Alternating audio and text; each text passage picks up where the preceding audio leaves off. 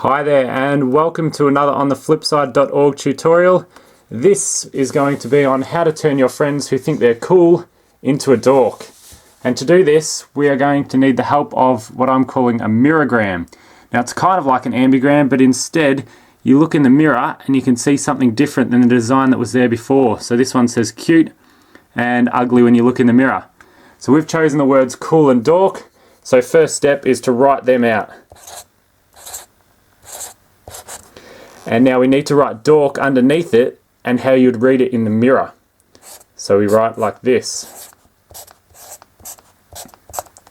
So this is just setting it up and showing us which letters go with which other letters. And sometimes you can change that depending on if you've got a big letter and you combine two to make it or something. But we've written it out and now we can see what it's going to look like.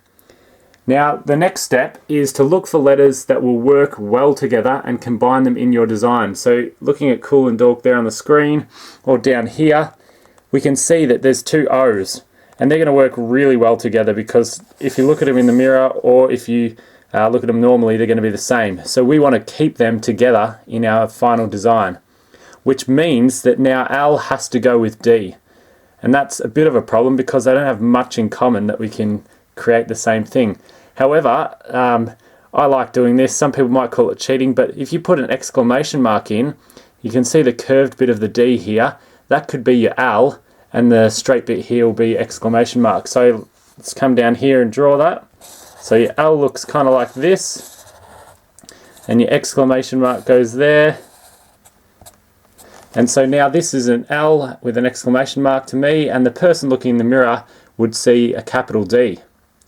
So the next thing we do is put the two O's in because no matter which way you're reading it, it'll be an O for the next part. And then we move on to the next couple of letters. So an O and an R. Now that's a bit more difficult, but you can see they've got in common this kind of circular bit here. And so we'll come down here and we'll draw it. And we might draw it a bit like an R. So that still looks like an O to you and to me. Now, to make it look like a capital R, we're going to need to put a little flick underneath it. And again, this little flick doesn't really affect how it reads going this way, but it makes the capital R going back the other way. So it still looks like ool to us now and door the other way. And the final letter we've got to add is the C with the K. Now they don't have much in common either, but I can see that they've got a straight line here and here.